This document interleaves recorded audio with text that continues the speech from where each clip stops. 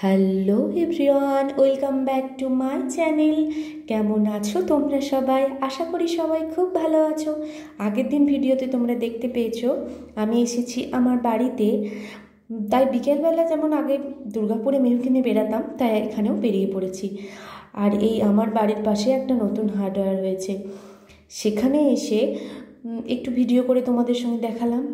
মায়ের একটা দরকারি জিনিস কেনার ছিল, তাই এসেছিলাম আর কি।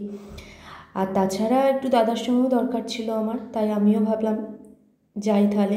তার একটা জিনিস দেখাচ্ছি, এই দেখো দাদার এই অফিস রুমটাতে কত সুন্দর ঠাকুরগুলো সাজানো আছে, দেখো যেন জল জল করছে সব ছবিগুলো, এত ভালো লাগছে। তাই এই জায়গাটা আমি শেয়ার না করলে পারলাম না তোমাদের সঙ্গে। এই যে ভাইয়ের কোলে এখন মেহু আছে, আর এই দাদা এই যে যাচ্ছে, এই দাদার জন্যই মনে হয় বাপি প্রাণ ফিরে পেয়েছিল। সত্যি দাদা প্রচুর হেল্প করেছে, প্রচুর, মানে দাদার ঋণ কখনো শোধ করার মতো নয়।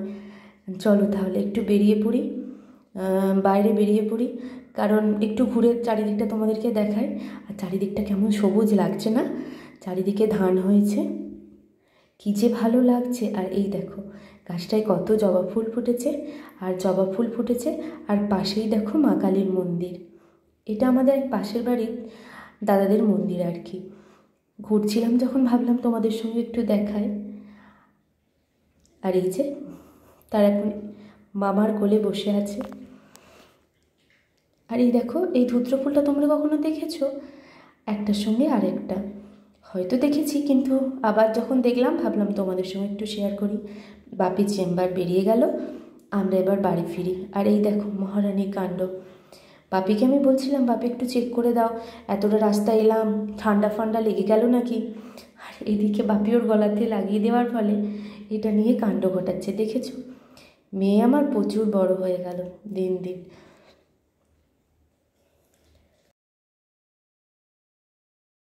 এটা হচ্ছে আমার বাড়ি থাকার দ্বিতীয় দিন। প্রতিদিনের মতো বিকেলবেলা মেহুকে নিয়ে বেরিয়ে পড়েছি। আজ একটু বেরোবো চুল কাটার উদ্দেশ্যে, কারণ 1.5 বছর আমি চুল কাটিনি। আর এতটাই বড় চুল হয়ে গেছে যে আমি শ্যাম্পু করলেই বা এমনি স্নান করলেও আমার ঠান্ডা লেগে যাচ্ছে, বারবার মাথার যন্ত্রণা হচ্ছে। তাই ভাবলাম একটু চুল যখন এখানে এলাম তাহলে চুলটা একটু কেটে আসি। চলো তাহলে দেখাবো তোমাদের কোথায় আমি চুল কাটি না কাটি। তবে এখানে এলেই আমি কাকিমার কাছেই চুল কাটার চেষ্টা করি, কারণ কাকিমার কাছে চুল কেটে কেটে এমন অভ্যাস হয়ে গেছে, ওখানেই আমি চুল কাটতে বেশি পছন্দ করি। দাঁড়াও তোমাদেরকে একটা গল্প শোনাই চুল কাটা নিয়ে। তখন আমি ক্লাস 11-এ পড়ি, জানো। তখন একবার পার্লারে গিয়ে আমি চুল কেটে আসি, বুঝতে পারিনি যে চুলটা আমার এতটা কেটে দেবে। দিয়ে কি হয়েছিল, মা আমার খুব প্রথম থেকেই চুল ভালোবাসে, আর এখন বিয়ের পর ওখানে মা বাবা দুজনেই খুব চুল ভালোবাসে, তাই চুলটা আমার অনেকটা কেটে দিয়েছিল। আর বাড়িতে এসে সে কি বকা, বা আমাকে খেতে পর্যন্ত দেয়নি, জানো। সে কি কাণ্ড, সেই কথাটাই এসে কাকিমাকে বলছিলাম যে বেশি চুল কেটো না, আবার মা আবার খেতেও না দিতে পারে। বুঝতেই তো পারছো কী খাবো বলো তো। সত্যি সত্যি আমাকে খেতে দেয়নি। দেখেছো আমার চুলটা কতটা বড় হয়েছিল, প্রচুর অসুবিধা হচ্ছিল, জানো, কাটতে হতোই। চলো দেখো তাহলে কীরকম কাটি না কাটি।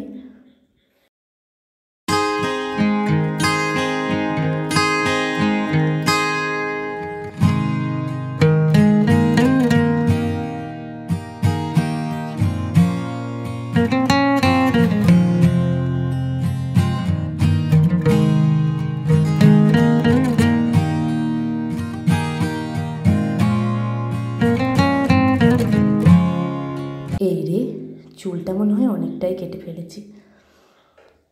বাড়িতে যেয়ে এবার বকা খাবো মনে হচ্ছে। মা তো একটু গজগজ করছে, তবে বললাম যে খুব গরম করে, চুলটা একটু কেটেই ফেললাম, কিছু বলো না যেন। আর ওখানে মা জানতে পারলে, বাবা জানতে পারলে একটু মুখ করবে। তখন আমি প্রেগনেন্ট টাইমে চুল কেটেছিলাম, আর সামনে একটু লেয়ার দিয়ে নিলাম, কারণ সামনেই পুজো, তাই একটু তো অন্যরকম নতুনত্ব দেখাতে হবে, তাই না?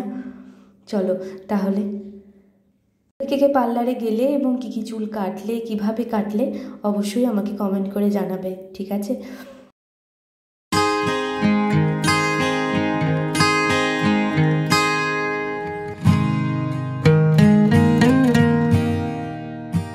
চুল কাটা কমপ্লিট করে আমি আর মেহুকে নিয়ে বেরিয়ে পড়লাম। চলো তাহলে বাড়ি যেয়ে দেখাচ্ছি আমার চুলটা কীরকম কেটেছে না কেটেছে।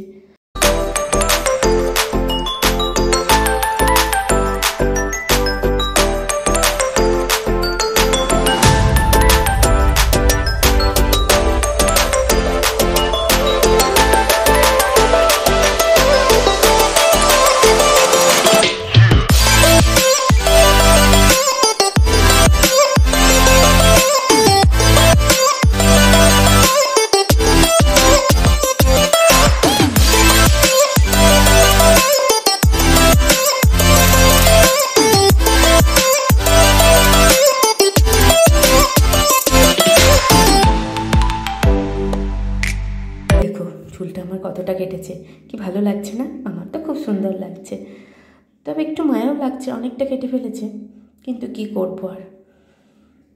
আজ হচ্ছে তারকেশ্বরে আমার তৃতীয় দিন, তাই বাপির সঙ্গে সকাল সকাল বেরিয়ে পড়েছি। যেহেতু সবার ড্রেস হচ্ছে, বাপির না ড্রেস হলে হয়, তাই বাপির সঙ্গে বেরিয়ে পড়েছি বাপির জামা কাপড়ের তৈরি করার উদ্দেশ্যে। চলো তাহলে দেখাই। আর একটু গিয়েছিলাম ডাক্তার দেখাতে, চলো দেখাচ্ছি। এইখানে বাপি নাকি নতুন এখন জামা কাপড় তৈরি করায়। বাপিকে জামা কাপড় তৈরি করতে দিয়ে আমরা একটু যাব, ছবিগুলো কয়েকটা বাঁধানো দেওয়া আছে, সেগুলো নেওয়ার উদ্দেশ্যে। চলো তাহলে, বাপির এখানে কাজ কমপ্লিট হয়ে গেছে, আমরা এবার বেরিয়ে পড়ি, কারণ বৃষ্টি নেমে গেছে হালকা হালকা, আর যদি দেরি করি তাহলে এরপর পুরো ভিজে যাব। এই যে বেরিয়ে পড়েছি, কিন্তু হাফ রাস্তায় এসে দেখি দোকানটা বন্ধ, তাই কিছু করার নেই, সে বাপি পরে এসে নিয়ে যাবে। চলো তাহলে।